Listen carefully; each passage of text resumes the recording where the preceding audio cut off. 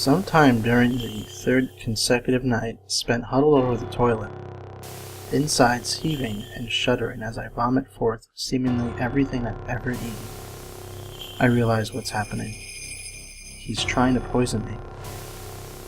It's all so elegant, so perfect, and so clear that I almost laugh. But another barrage of retching forces me into silence. The next morning, I throw everything in the kitchen away, wrapping it 3 times in black plastic and burying it deep in the apartment's communal trash cans to prevent an unfortunate transient from crossfire of his wrath. I'm out the door of the complex and halfway to the corner store when I realize he knows, must know, where I would stop.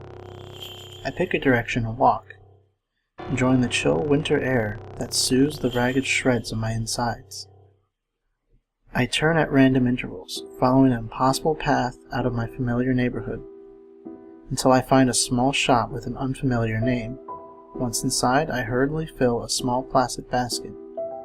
Brands that I've never eaten, strange tins of ethnic ingredients I can't recognize, foods that I never thought of buying, soy milk, tofu.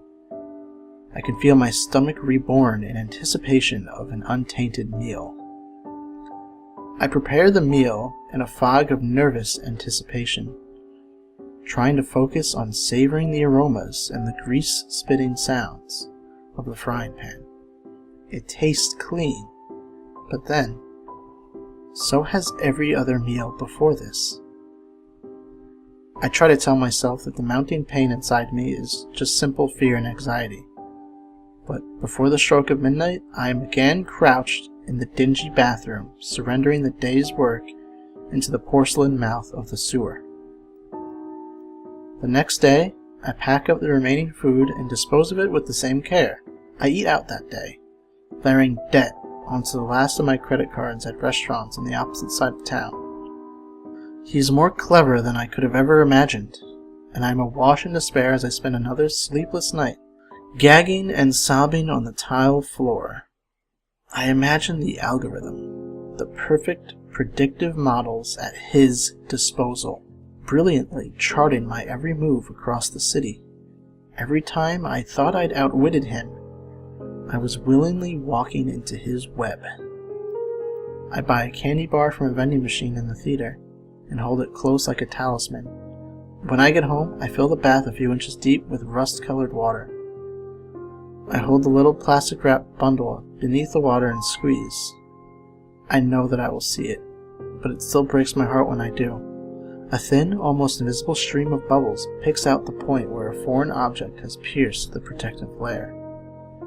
Through the haze of piercing hunger, I convince myself to try, just one bite, and to take the chances. It's a gamble that I do not win. In the small hours of the morning, as I press my fist into my empty, protesting belly, I imagine the legion of his followers sliding silently through the restaurants and produce aisles of my life, slipping hypodermic needles into carefully selected packages of food. They are ruining and corrupting at his whim, surgical and efficient, before vanishing into the throng of the city at my approach. They will always be one step ahead of me until I learn to think in new ways, to chart new cognitive pathways, and turn the game back upon him. So I tell myself, this is what I must do. The first day of my new life, I spend in the small living area of my apartment, organizing my thoughts with clean and sterile efficiency, and conserving what energy I can from my wasting body. Night brings the retching sickness, but all that arises is water and pills half digested in the bileless water. The pills, of course. Not for the first time, I feel a sharp twinge of respect for the crystalline perfection of his plans. I dump the last of my dozen prescriptions into the toilet. On my third day, I feel a clarity and a sense of purpose that shocks me in its intensity, and my will penetrates the starvation malaise. I must win or I will die. The rashes and sores in my cheeks are deeper, and I can feel the gentle sway of loose teeth in my desiccated mouth when I grind them in thought. He is winning, but not for long. There is still time. Water I collect from the roof in a small army of cheap hardware buckets. I know that somewhere in the Byzantine plumbing of the aged building, there must be one of his infernally clever devices, a tiny pump, squatting like a predator and pulsing its vile contents into the water main. I'll have to give up bathing, a small sacrifice. The rainwater will keep me alive for a while longer, but I must find a way to eat. The answer comes to me in small, unconnected puzzle pieces over the next few days.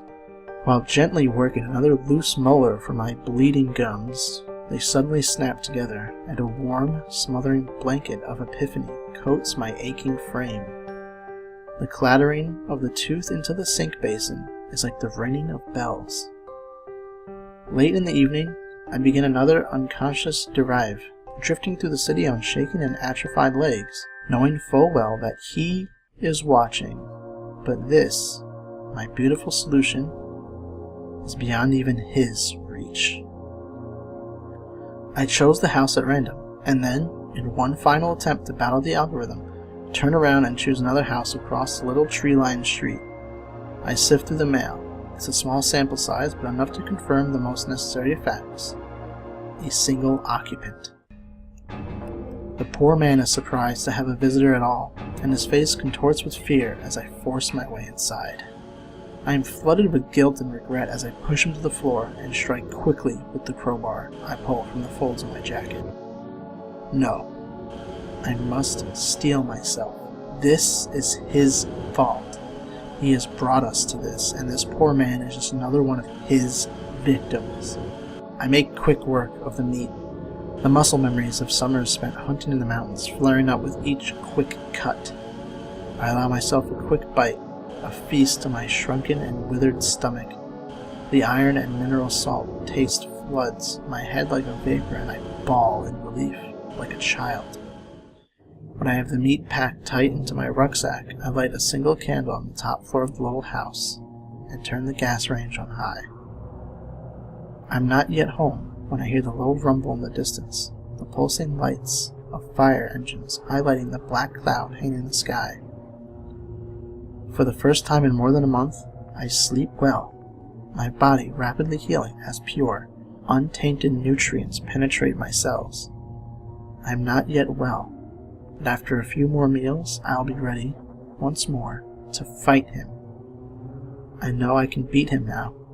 I know the algorithm can only predict the actions of my past self, bound by the laws and morals of the old world. That world is dead.